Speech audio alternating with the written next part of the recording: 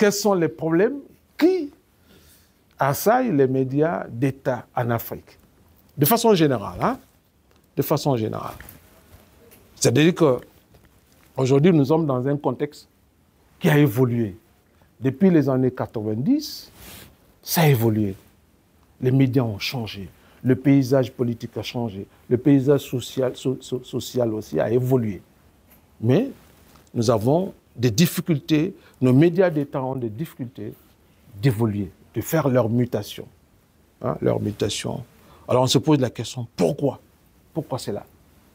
Pourquoi ils n'arrivent pas à évoluer? Alors j'ai essayé de trouver quelques réponses au cours de mes recherches. Je suis d'abord, j'ai été un peu charmé par cette réflexion de Sylvain Flafrance qui dit en fait que la principale condition que le deviseur public devra remplir pour faire sa mutation est d'ordre psychologique. C'est vrai, c'est d'ordre psychologique. Si vous voulez faire évoluer votre vie, il faut que d'abord vous soyez dans des conditions psychologiques favorables pour faire l'évolution. D'accord? Il a étiqueté 3 influences. L'ingérence éditoriale de l'État, c'est une réalité. Parce que l'État ne veut pas se retirer, il veut contrôler, il veut savoir ce qui doit être dit, ce qui doit être diffusé. Il y a la fébrilité des régulateurs. On a des instances de régulation. En Guinée, on a la HAC. Mais la HAC est impuissante devant la RTG. Elle ne peut rien. Elle ne peut rien. Je le dis en tant que chercheur, j'ai travaillé là-dessus, j'ai vu les textes, alors que les textes nous donnent pleine attitude d'agir. Mais il ne peut pas. Il ne peut pas. Mais quand vous regardez les textes de création de la HAC, vous regardez les textes sur la liberté de la presse, vous regardez le décret créant la... Vous voyez quand même quelque part, il peut. Mais en réalité, il ne pourra pas. Il ne peut pas. Justement, la mutation est d'ordre psychologique. Troisième réalité, c'est le niveau d'exigence élevé. Pendant ce temps, on est dans un contexte social où nos consommateurs nous demandent beaucoup plus. Ils réclament la qualité. On ne peut plus les tromper. On ne peut plus colmater les informations, les balancer et qu'ils acceptent. Il faut qu'on leur donne des informations de qualité fiable. C'est ça le problème. Donc il y a cette exigence. D'un côté, le public attend de nous la vraie information, il attend de nous les contenus de qualité. De l'autre côté, on est embêté par un certain nombre de paradigmes qui ne nous permettent pas d'évoluer. Alors, voyons quelques facteurs qui semblent empêcher, par exemple, le cas de la RTJ à faire sa mutation. Il y a le facteur cognitif. Et un facteur cognitif, c'est qu'il existe au sein de la RTG une culture d'entreprise qui repose sur des valeurs et des croyances. Alors, je vais au titre des valeurs. Vous savez, vous connaissez ce que ça veut dire valeur? Valeur, c'est à quoi on repose notre croyance. Vous avez vu, il y a des choses qui sont en nous. C'est-à-dire qu'ils déterminent notre comportement, notre existence même. Alors voilà les éléments qui déterminent l'existence de la RTG. Premier élément, au sein de la RTG, on croit que la RTG doit défendre mordicus l'intérêt du gouvernement et de ne rien dire qui puisse les compromettre. C'est une valeur. Ceux qui y travaillent, ils sont là, non? Je suis en train de mentir. Ceux qui y travaillent, et même dans les médias d'État, ceux qui y travaillent, on s'accroche à ça. C'est une valeur. Il faut défendre. C'est comme les valeurs familiales. Chacun de nous veut défendre sa famille. Vous savez, c'est des choses difficilement, on se décroche à ça. Ça veut dire que même si ton enfant est fautif, c'est difficile que tu puisses dire non, ce qu'il a fait là, c'est pas bon. Il faut être vraiment d'une certaine probité morale. Justement, c'est que Sylvain Lafrance a dit d'ordre psychologique. Il faut que tu sois vraiment fort pour dire ah non, le petit n'a pas raison, je le sanctionne. Sinon, on a toujours tendance à protéger. Vous avez vu? Est-ce un prérequis, docteur? C'est un prérequis parce qu'il est là depuis. Ça ne date pas d'aujourd'hui. Je vais vous montrer par la suite que c'est des habitudes de la Révolution qui ont trouvé un ancrage solide et qui sont difficiles à déboulonner. Dès que vous y rentrez, ici là, État, cas, gouvernement, on ne devait rien dire qui puisse compromettre le gouvernement, même s'il a tort. Ça, c'est des valeurs sur lesquelles. Deuxièmement, il faut toujours présenter l'image positive de la Guinée à l'extérieur. Moi, quand même, je dis d'accord. Hein? Je suis d'accord. Il ne faut pas dénigrer mon pays, il ne faut pas le présenter d'une manière, parce que personne n'aimerait que sa famille soit présentée d'une manière. Chacun veut dire que son papa était quelqu'un de bien, sa maman était une femme exemplaire, etc. Même si il donnait des coups à son père, il ne pourra pas le dire. N'est-ce pas? Voilà. Mais chacun aimerait dire ça. Alors, au titre des croyances, et c'est ça, moi, ça me faisait un peu rire. Alors, la croyance, on croit que la RTG appartient au gouvernement. C'est une croyance. Ceux qui y travaillent, c'est pas ça? Seulement ceux qui y travaillent. En fait, moi, je suis chercheur, j'ai fait des recherches, j'ai analysé des éléments, j'ai compris. Pour moi, il n'appartient pas au gouvernement. Il appartient à vous, à moi, à tout le monde, y compris le gouvernement. Mais si vous croyez que ça, c'est une radio du gouvernement, ça, c'est fini, là. Mais quelque chose qui m'appartient, comment je peux avoir une certaine liberté, permettre quelqu'un d'avoir une certaine liberté à l'intérieur? Y compris nos classes politiques, ils croient que ça appartient au gouvernement. Et même si, quelque part, ils ne cessent de critiquer, ah non, on ne laisse pas partir. Mais attends, c'est chez moi, si je ne veux pas que vous rentrez, vous ne rentrerez pas. Ou bien, c'est la logique simpliste des choses. Parce qu'il y a cette croyance-là. On croit également que la RTG doit défendre l'intérêt du gouvernement. On croit que le discours de la RTG est plus sûr et passe mieux au sein de la population que tous les autres discours. On y croit. Ah, ce que nous disons là ici, c'est ce qui est valable. Laissons les autres dire. C'est pourquoi parfois même la presse privée, là, vous parlez. On attend ici. Dès que ça va dire non, ce qu'on dit là, c'est ça. C'est une croyance. Et ils oublient du fait qu'aujourd'hui, les consommateurs ont muté. Ils ont plusieurs possibilités de recouper les informations. Vous avez vu? Venez vous le présenter. On a vu beaucoup de citations comme ça. Je ne vais pas vous apprendre à ça. Des citations qui ont été présentées d'une manière, hein, alors que la réalité est tout autre. Vous avez vu? Donc c'est en fonction de cette croyance. On croit toujours que la RTG doit présenter l'image positive des actions du gouvernement. On croit toujours. C'est une croyance aussi. Quand on a signé certaines conventions, certains contrats, certaines choses, même si ce n'est pas profitable pour la Guinée, on ne doit pas. On croit qu'il faut présenter le côté positif. Il faut laisser le côté négatif. Jusqu'à ce qu'eux ils se rendent compte que ce n'est pas bon pour eux. Et puis maintenant, ils viennent de on a trouvé des... C'est un peu ça. C'est cette croyance qui fait qu'on n'arrive pas à muter, etc. Donc, on ne doit pas parler de faiblesse. On croit que la RTG est la seule vitrine de la Guinée et que ces informations doivent être soignées pour donner l'image positive de la Guinée. On croit. On est vu partout dans le monde. Vous savez, c'est le discours. On est partout, on est vu dans les Champs-Élysées, on nous regarde. Hein? Voilà. Alors qu'aujourd'hui, l'Internet facilite la visibilité à tous les niveaux.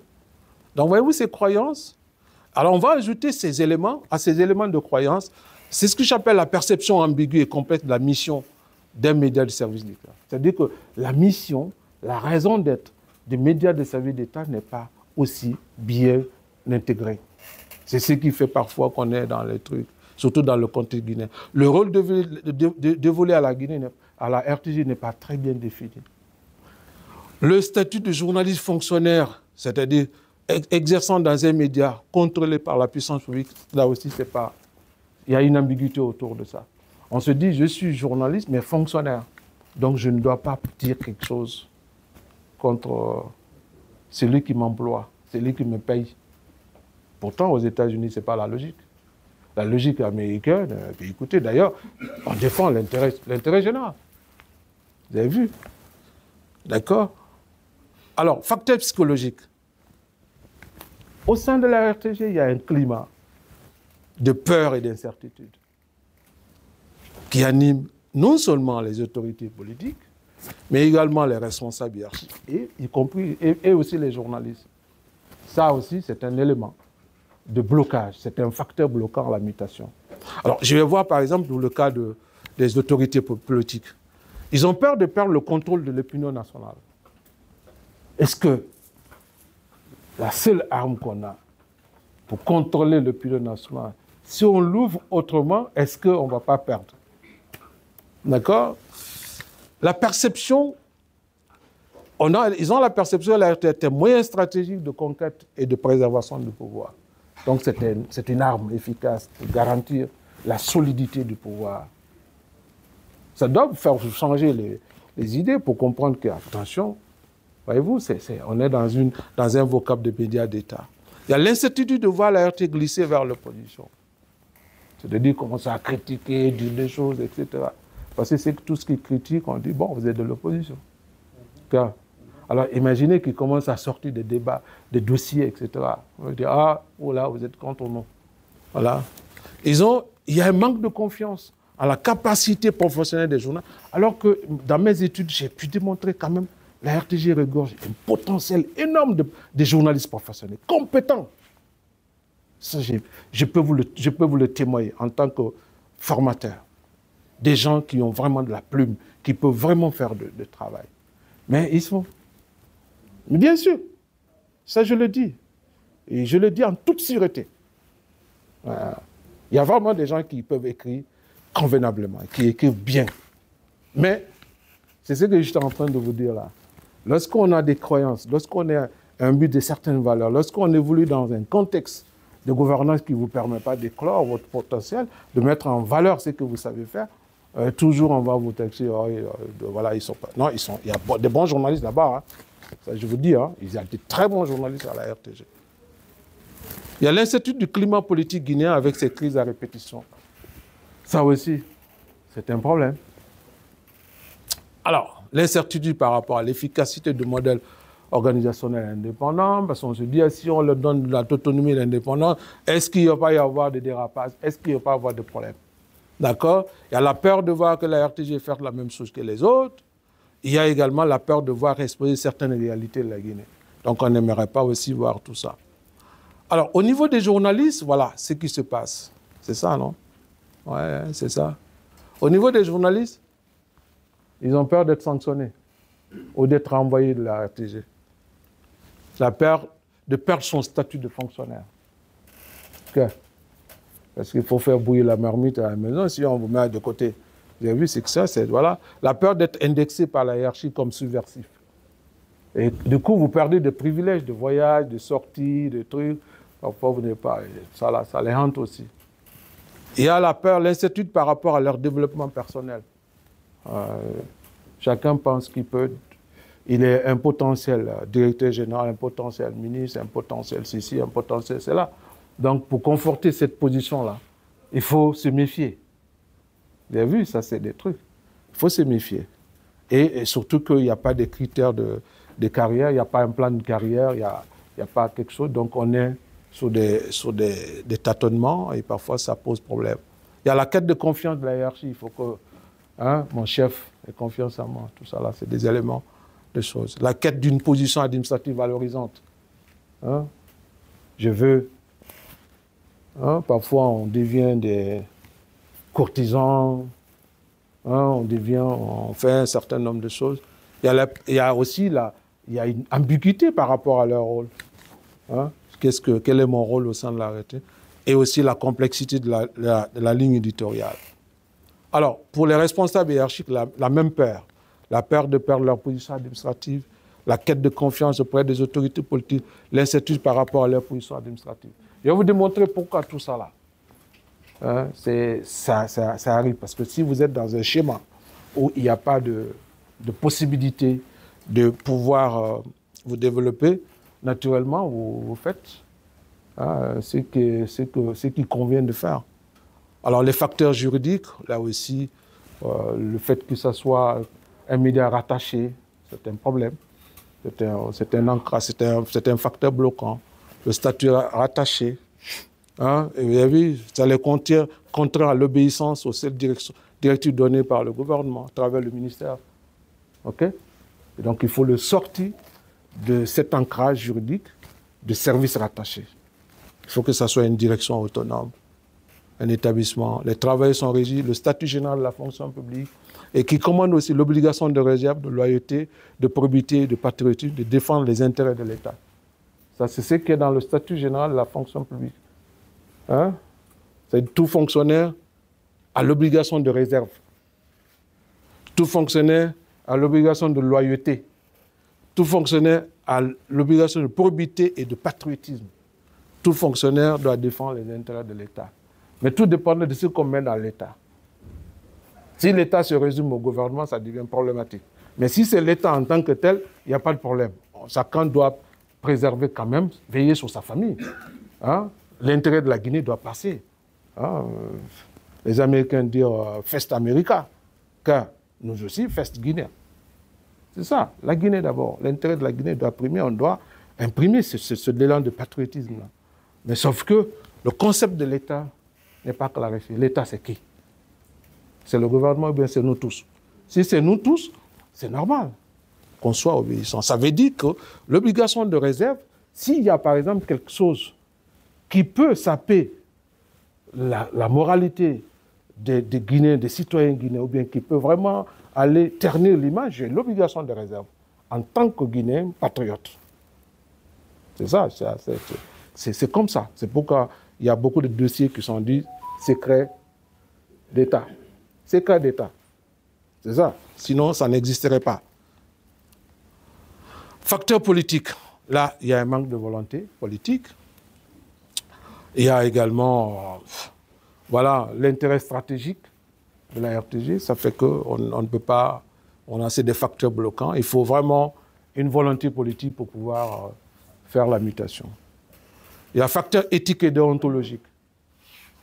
Ça, c'est au niveau de la profession. Les valeurs de la liberté d'expression reposent fondamentalement sur la tolérance, la transparence, la manifestation et la démocratie. Ça aussi, ça fait défaut, la tolérance. Voilà, la tolérance admet que les opinions contraires puissent être librement exprimées. C'est ça, la tolérance. Quand on parle de la liberté d'expression, c'est ça. Voilà les actants qui contiennent, qui doivent être valorisés. Tout le monde doit parler.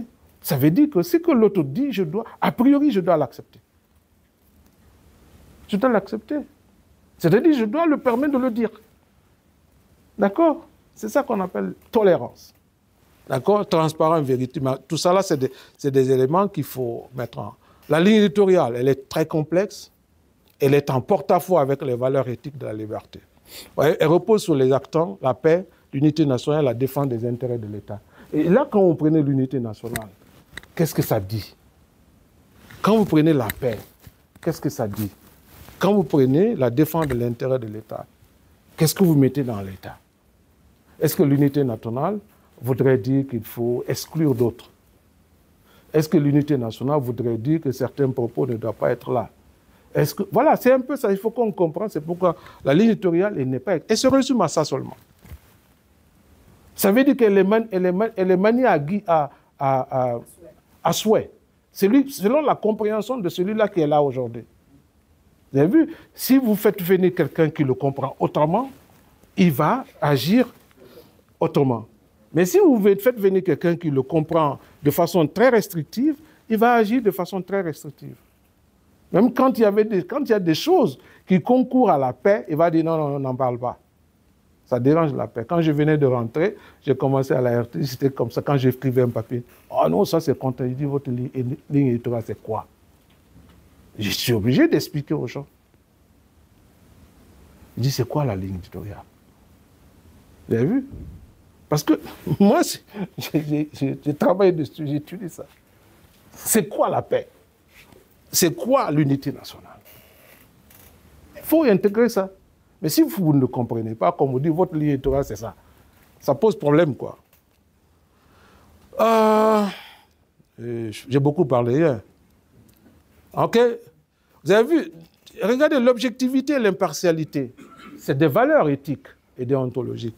Mais est-ce qu'on peut la réclamer dans un contexte où il y a une caporalisation de la puissance publique des médias en question. Ça pose problème. C'est pourquoi j'ai dit ce sont des valeurs éthiques qui deviennent hypothétiques dans un contexte où tout est ramené à la valorisation des actions de gouvernement. Si on doit défendre exclusivement l'intérêt du gouvernement, est-ce qu'on peut parler de l'objectivité et de l'impartialité dans ce cadre-là? On ne peut pas. La HAC doit veiller à ce que les médias d'État, à vocation de service, n'abusent pas des citoyens et que aussi l'inverse ne se produise pas. Donc ça veut dire qu'il a un regard sur le contenu produit par les médias d'État.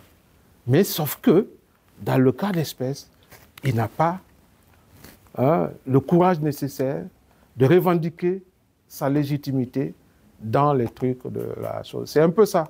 Sinon, d'un point de vue normatif, il n'y a pas de... Les textes sont en sa faveur.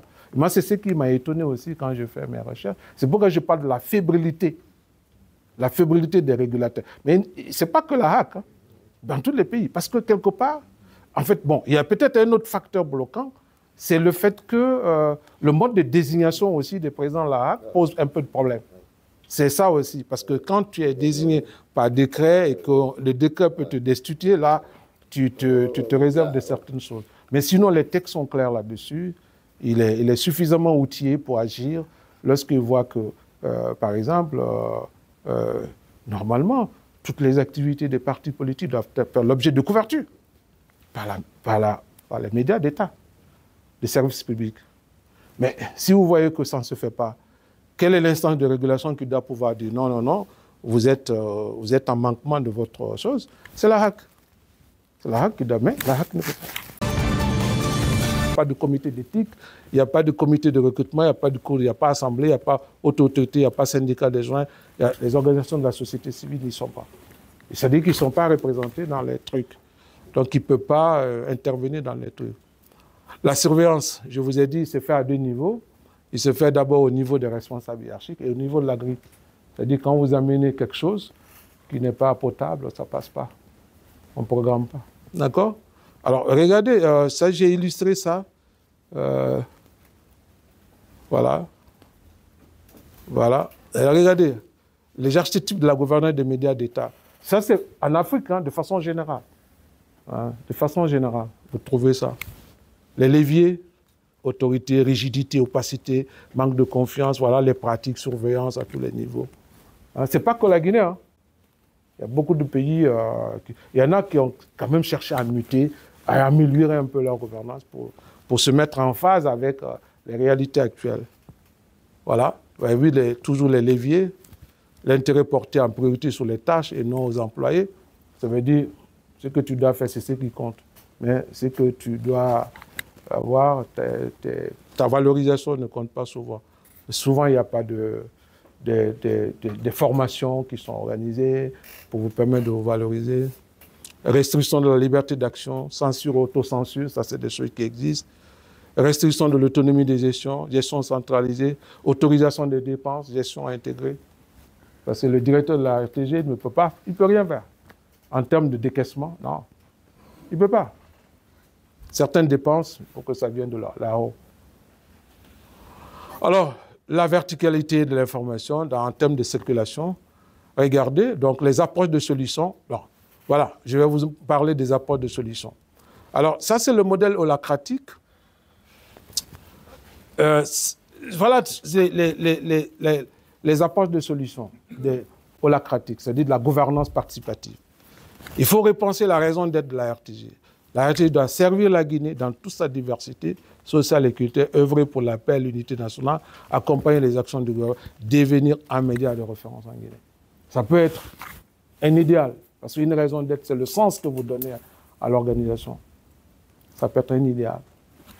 Alors, le rôle pouvait être défendre l'intérêt général, refléter la diversité. Les offres, c'est la redevabilité. C'est ça le rôle. C'est qu'est-ce que vous offrez. Vous avez vu? Tout ça, là, c'est des choses qu'il faut implémenter, voir comment ça peut se passer. Les organes de gouvernance, l'Assemblée nationale, c'est-à-dire qu'on ne peut pas exclure nos députés, là, dans la gestion des médias de service public, les médias d'État à vocation de service. C'est eux qui doivent définir les orientations par la loi. Parce que quand c'est défini par la loi, le directeur, il a la latitude. Il a la latitude d'agir. Mais quand c'est défini par décret, c'est facile. Car, voilà. Donc il faut un conseil, il faut impliquer l'Assemblée, il faut impliquer le gouvernement, il faut impliquer le conseil d'administration, il faut impliquer la direction, conseil consultatif, la haute autorité, comité éthique, Cour des comptes. Ce qu'on appelle participative. Il faut que chacun ait son rôle. On doit pouvoir définir le rôle de chacun. Le comité de recrutement, le syndicat doit être comité d'audit interne, médiateur interne. Tout ça, là, ça doit être défini. Ça, c'est des éléments de gouvernance. Mode de fonctionnement, voilà, autonomie de gestion, indépendance éditoriale, contrôle a posteriori, contrat de performance, charte éditoriale de valeur, prescription des rôles des parties prenantes.